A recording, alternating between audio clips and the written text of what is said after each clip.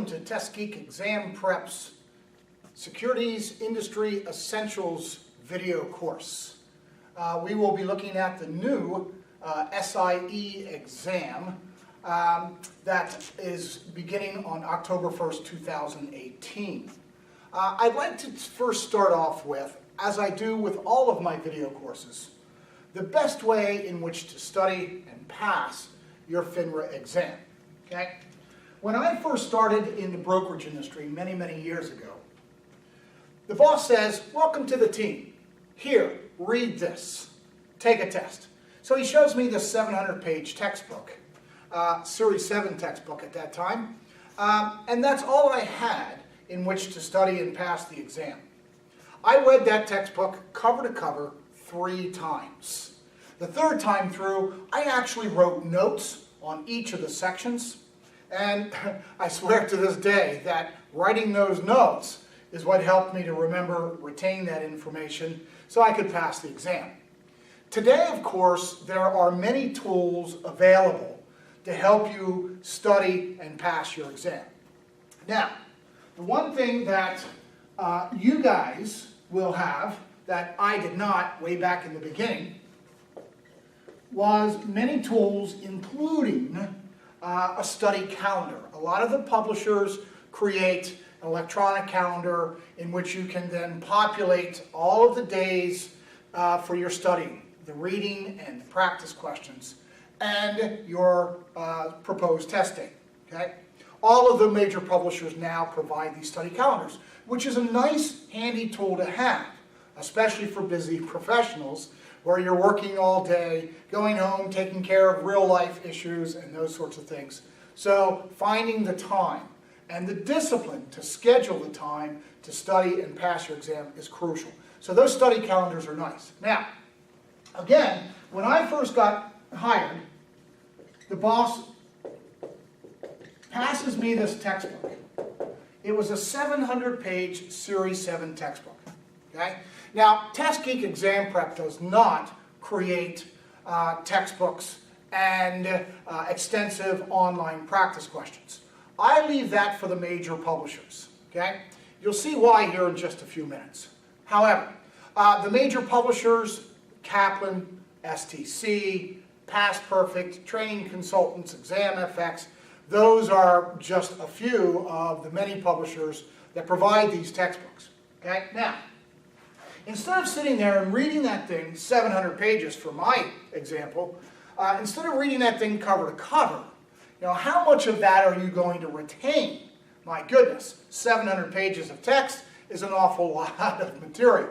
So what you want to do, of course, is systematically break that stuff down. For example, start with unit or chapter 1s, however the textbooks break it out. Okay? Now, not only read the material, but a lot of them now help provide with videos of these chapters as well.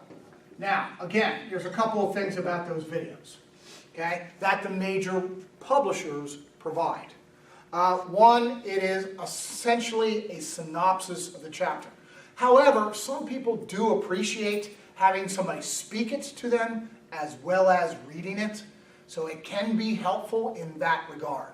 Okay? However, that once you get through that chapter, then you want to go online. Most of the publishers have these online practice questions and do, let's say, 20 questions. That's it. You don't need to do any more than that. And I'll show you again. I'll show you why. Okay? Now, then, chapter 2. Okay? Read, watch the video, and then do 20 questions online. Now, most of the publishers allow you to customize these practice questions. So that's when, after you've gotten through these 2, you then would like to customize an exam and do, say, 25 questions on chapters 1 and 2 cumulatively. That way, not only are you obtaining, but also reinforcing the prior chapters to help you retain this information. Okay? And then you just continue with chapter 3, read, watch videos, do 20 questions solely on Chapter 3, and then let's say 35 questions cumulatively on Chapters 1 through 3.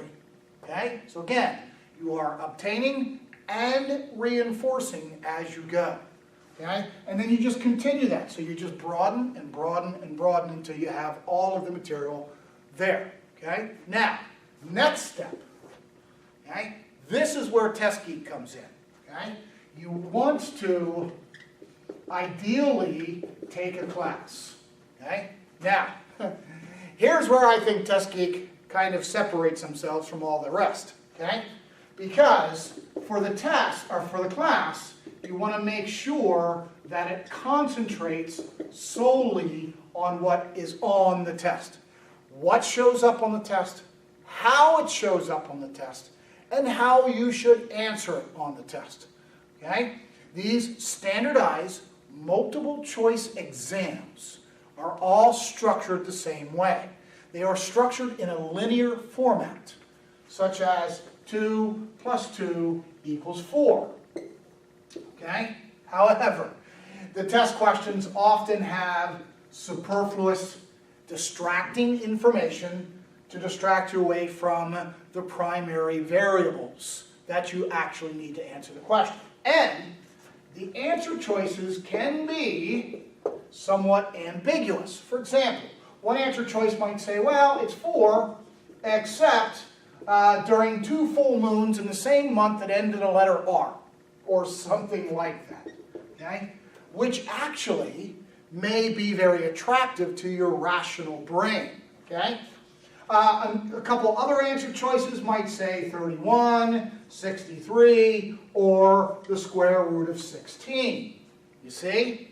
So some of these answer choices can be a tad ambiguous. Now, also notice, there are 2 answers that you can immediately eliminate.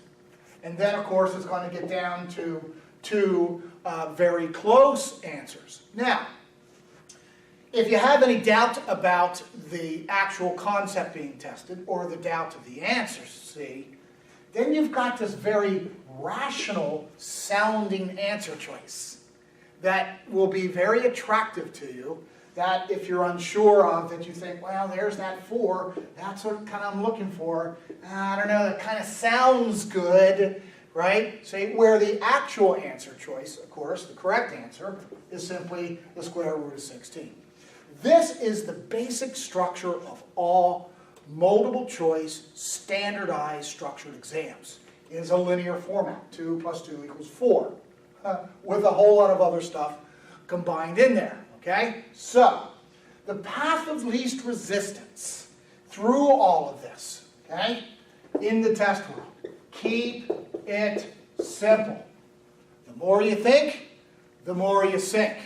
Paralysis by analysis. That's where they want you to go with this, right?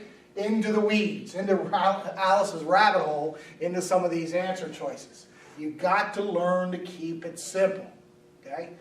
Also, I caution folks, some folks who might have some industry experience behind them, well, that could be sometimes an actual detriment, because a lot of this stuff really doesn't apply to what your actual job is. A lot of people from a lot of different financial firms in a lot of different aspects of the industry take these exams. Okay? So you really got to be careful with this. Don't worry too much about how this applies to your actual job. The Securities Industry Essentials, the SIE exam, is merely a gatekeeper to the industry. That's really all it is. Okay? So, we want to stay with what we know. Answer questions based on what we know, not based necessarily on how they're worded with these little rational sounding answer choices to lure you in to their little traps, right? Stay with what you know. You take the test. Don't let the test take you, okay? That's what these classes are meant to be. That's why TestGeek Exam Prep focuses solely on the class portion and not the major publishing textbooks, okay? That's our goal, is to get you past these exams, okay? Now, once we've done that, right, we've been through the material, you've taken the class, then you want to simulate the test-taking environment the best the law allows. All the major publishers, as well as TestGeek, typically write practice finals to help simulate that test-taking environment. Okay? You want to get through as many of these. I like to see at least 3 of them, because generally speaking, the average score on these things generally relate plus or minus 5% to what you score on the real test. They are generally put together pretty well that help simulate that exam. Okay? Now, also, please understand, these exams are copyrighted material by FINRA. No one, including TestGeek, is allowed to duplicate the actual test questions. Okay? So, you will find that the real test questions are written slightly different from all the publishers, as well as TestGeek's test questions, because no one's allowed to duplicate them. So there is a little difference between the two. To me, however, it doesn't matter how they're written, as long as you know the content. No matter how they're written, keep it simple. 2 plus 2 is always equal to 4, no matter how it's written. Okay? So that is your basic steps of passing any of these FINRA exams, whether it be the SIE, whether it be the next top-off exams that you go through, the 6 or 7, or even the Series 24 Principles exam. Okay? This is the process that you want to duplicate the best you can. Okay? Now, let's talk about the SIE specifically. Okay? There are 75 graded questions. Now, don't be surprised if you answer more than 75. FINRA, actually all the test writers, add additional experimental questions. For the SIE, don't be surprised if you see 10 additional experimental questions. Now, you don't know which ones these are. They are randomly dispersed throughout the exam. You are neither graded for nor against these experimental questions. These are beta questions. These are questions that FINRA kind of test drives to see how many people get it right and how many get it wrong, and whether they can then later add them to the test bank. Okay? That way they know the level of difficulty of each test question, and that way everybody who takes the test is taking the same level difficulty exam. Okay? So that's what those are. Now, of the 75 graded questions, you must answer any 35 correctly. It doesn't matter which 35, any 35 will do. Okay? Your passing score must be at least 70% or better. As a matter of fact, when you complete the exam, you will, within about 15 to 30 seconds, know exactly what your score will be. It tends to be the longest 15 to 30 seconds of your life as the computer sits there and whirls and calculates and then puts up your score. And of course, the most important score is that. To me, there's really only 2 scores on these exams, a P and not a P. Whether you get a 70%, a 90%, an 82, to me, it all doesn't matter as long as you get that P. Okay? That's what these classes are all about, is to get you past this exam so you can then move on to your next one, right? The top-off exams, either the 6 or 7. And then, of course, the state exams, the 63 or 66. Anyway, so that's what the test is about. It is broken into 4 content areas. When you complete your exam, they calculate the score. You'll get a hard copy of the test. And you'll see that there are 4 content areas. One is called knowing knowledge of the capital markets. Okay? There are only 12 questions in this area. Okay? The largest area of the exam are the investment products and their risks. This is where they take you through a basic knowledge of all the different investment products and their risks. This is by far, like I said, the largest content area. It's 33 questions. Now, the next area is your knowledge of customers, customer accounts. It's a kind of broad-based topic, customer accounts, knowledge of your customers, also the prohibited activities. Okay? We have to know what some of the things we can't do, and there's 23 questions in this. And then there's the regulatory framework, is what they call it. In other words, these are basically FINRA rules and regs, and the process of arbitration and code of procedure and those sorts of things. And there are a whopping 7 questions in that. Okay? So that's the content area that you'll see on the test.